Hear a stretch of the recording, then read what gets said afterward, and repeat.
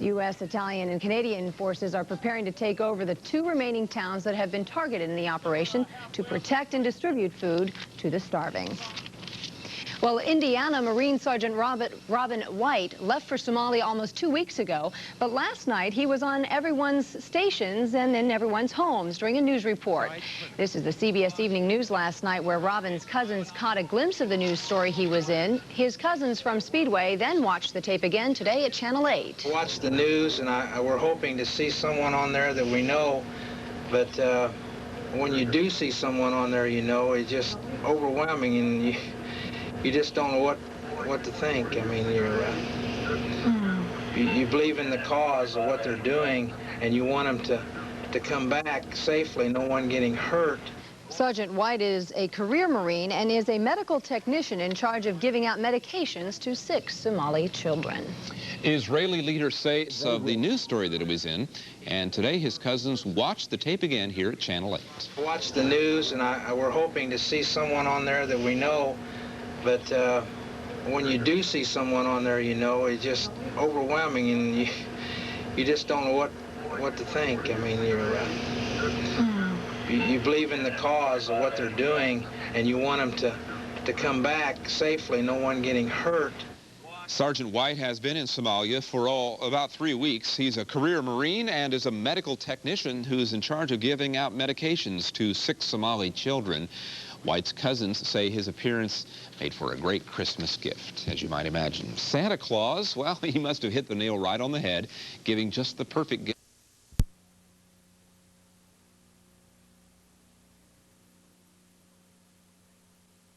The enemy in this war is so different. Hunger. It's kind of sad being away, but if you got to be away, it's good at least to be gone doing something that's helping people out. Marines and soldiers were thinking a lot today about their new role. Many said they hope this kind of rescue mission becomes common. The Marine Corps was supposed to be always a combat role, but I like the change in roles at the same time of more or less humanitarian, doing a lot more humanitarian aid. In Bardera today, that meant lending a hand in the cemetery. An American used his shovel to help dig another child-sized grave. The new humanitarian Marines were getting a dose of Somali reality and seemed more shaken by this scene than the family of the deceased.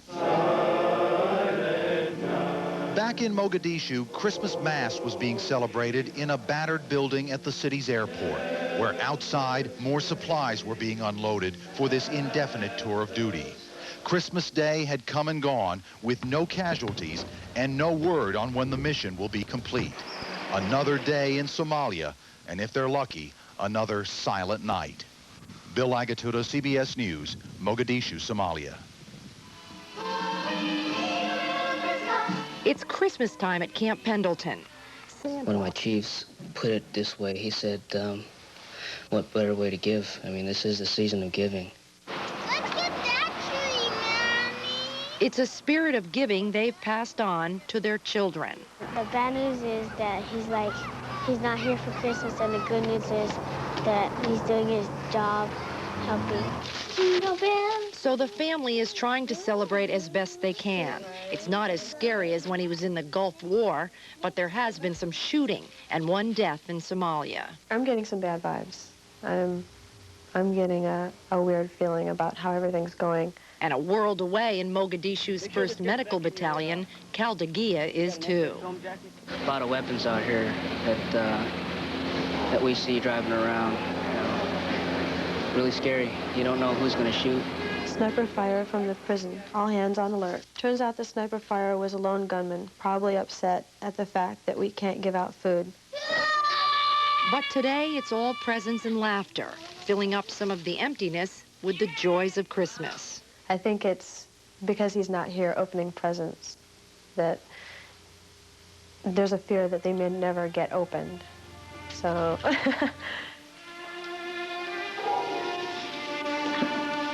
This year, it's just not a normal Christmas. Fear and longing are too mixed in with all the hope and good cheer. Maybe next year. No, he'll come back. He'll be back. Honey, miss you a lot. Hope you guys have a good Christmas. Cindy Kennard, CBS News, Escondido, California. The presidential pardons that George Bush gave to 6 Iran-Contra figures yesterday could come back to haunt him. There's something different about this operation. That much was clear from the start. One platoon, Force 81 the Marines call it, has been working the toughest sector of town. It's called a no man's land, but there are lots of kids here. The Marines have gotten to know them, taught them a few tricks, picked up a few things as well.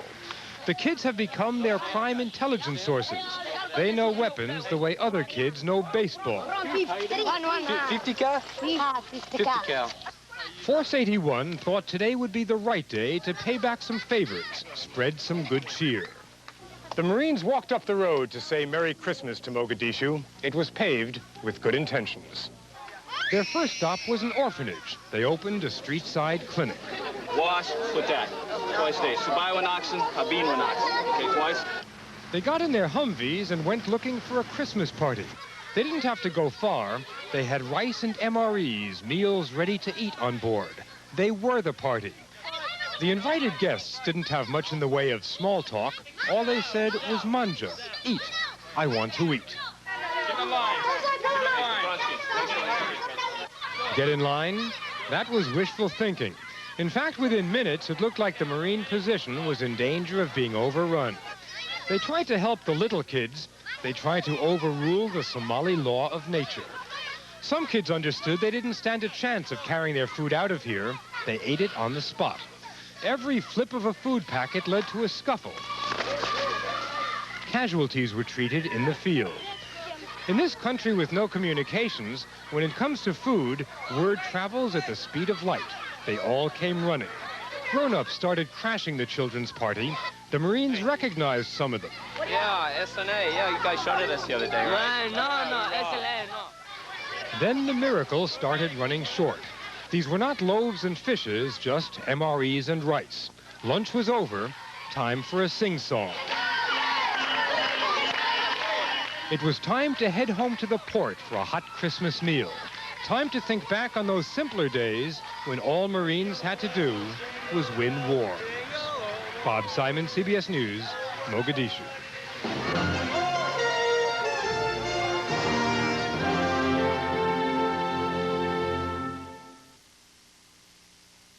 Ethiopian border.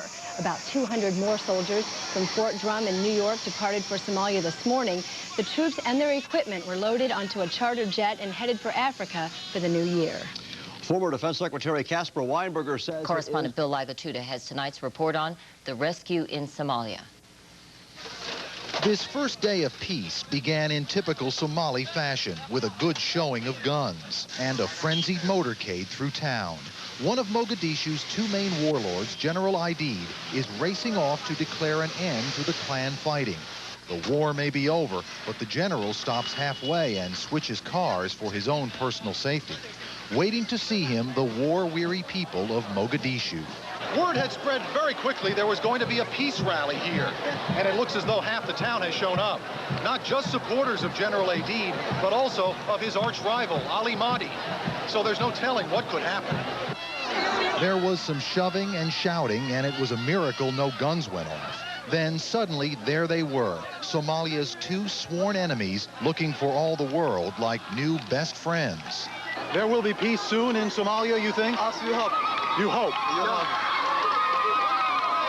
Yeah, do you see it? Today is a good, very great day. Very important day. This was the day the clans officially abolished the Green Line, the sniper-infested no man's land that splits Mogadishu in two. Today, the Green Line was relatively quiet, but not far away, this new day was starting to feel like a regular old day. And the bullets were coming through the back of the vehicle and nicked me through the arm. Another TV crew was being robbed and shot at. When the bandits turned their guns on U.S. Marines at the airport, the Marines shot back and killed one of them. It's getting more and more dangerous, especially in Mogadishu. They say there's peace now. It doesn't look like peace to me as though I warned the journalists. The Americans were scooping up more weapons and posting sharpshooters. Because if we don't, it will get worse out there and they'll start shooting more. And if we don't kill too many of them, they'll shoot us first. All of which made this the most tranquil scene in Somalia today, the full-scale invasion of Bella Twain, another refugee feeding center the Americans secured without firing a shot.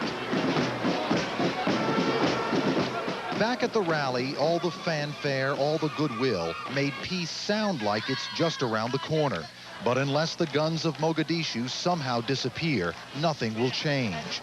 General Aidid surely knew that as he sped away home under heavy guard. Bill Agatuda, CBS News, Mogadishu, Somalia. More than 400 Palestinian capital city. CBS News correspondent Bill Agatuda begins tonight's report on the rescue in Somalia. The Marines had new orders today. Start patrolling the north of Mogadishu, which is supposed to be the really tough part of town. But they couldn't even get out of their own neighborhood without trouble. Up here on the rooftop. Another sniper taking pot shots. It was a chance to test the new rules of engagement. If the Marines feel threatened by any weapons, It's around back under that guy's rack. they seize them. If anyone points a gun at them from now on, they shoot back. If the North is anything like the South, the Marines were thinking, keeping the peace will be a lot of work. This is a part of town where there have been a lot of shootings and robberies, some during the day, most at night. The Marines think it's worth the trip in today because a favorite target of the bandits is a local orphanage. The Americans made a great first impression. They brought tomorrow's breakfast. How many bandits has he seen around this area? And they promised to look for the looters. These people are just victims, like everybody else. Bye-bye. Smile. Now it was off to find some guns, and it didn't take long. Hey, this is a whole storage depot. Call it in. It's the complete depot in here. From the street, they spotted this, and one thing led to another. Watch yourself. Watch yourself. All the weapons have been loaded so far. You got mortars, 50 cal rounds, everything. The whole 9 yards. These people got everything. The man who lives here said the guns belonged to the local clan. The Marines wanted to make sure everyone knew why they didn't anymore. We wish happiness for all of you. We are your friends. Over there in the market, someone sees a technical, a truck with a gun mount. Now it's U.S. government property, too. And we have rules that we must follow. The owner pleads for his truck, and the Marines make a deal. They will turn the war wagon back into a plain old Toyota for him, even if it's a real struggle.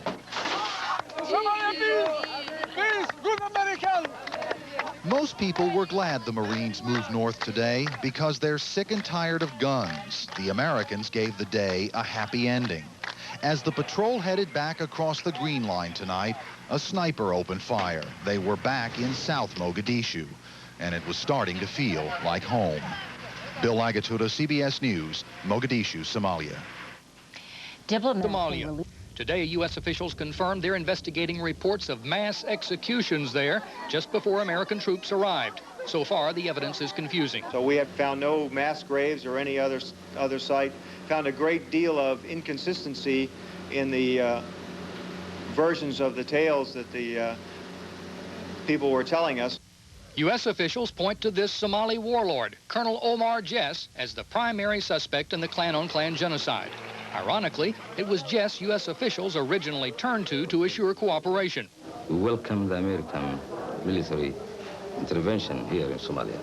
The suspected Kismayu bloodbath is only the latest evidence that U.S. commanders in Somalia are facing a fundamental decision over which is more important: providing armed guards to food relief workers or establishing basic law and order in a country teeming with weapons.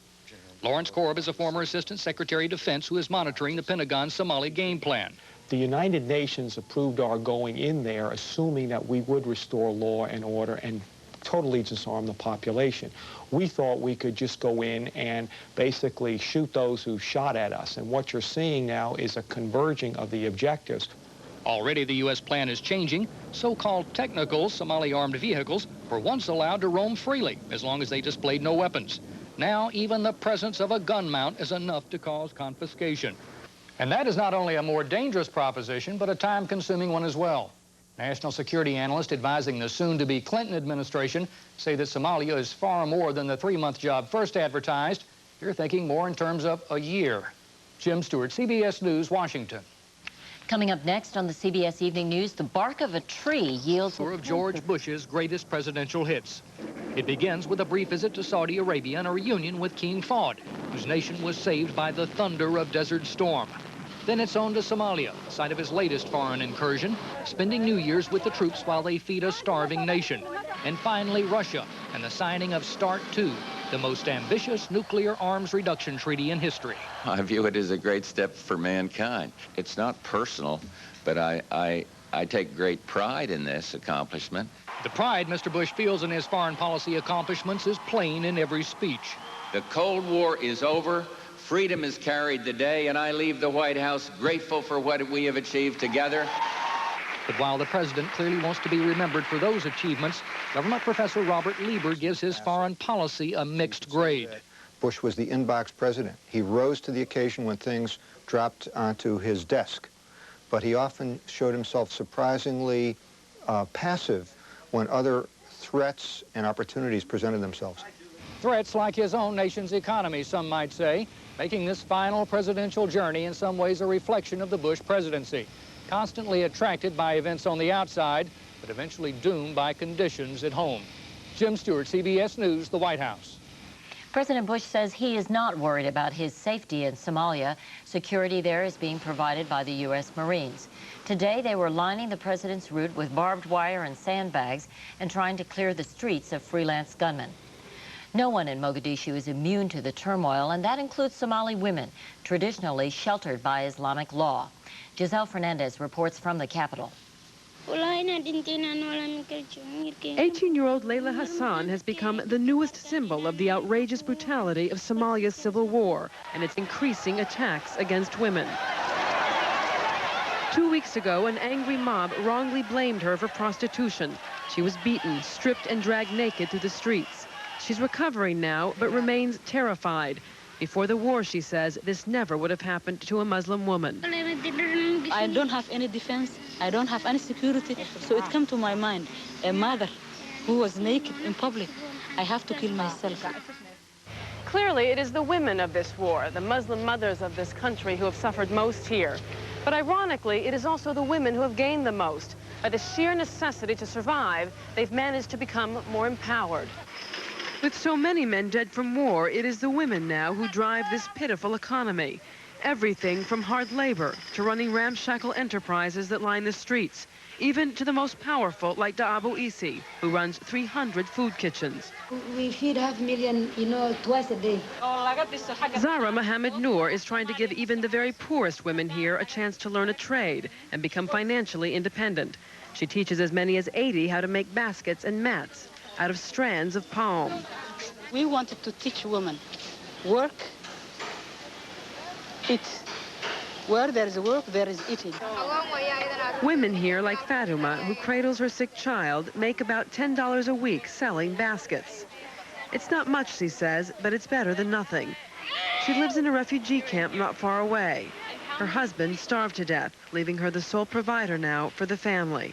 It has really revolutionized the relations between men and women. And that's a source of hope for women now calling themselves Somalia's biggest clan, as are the words of wisdom from Elder Ashakati, who tells the young, despite the odds, have patience. Things will get better.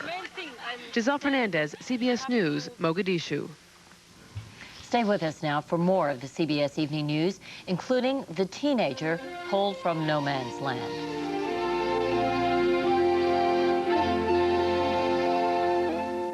One person was killed during protests by students opposed to UN policy on Ethiopia's own simmering civil war.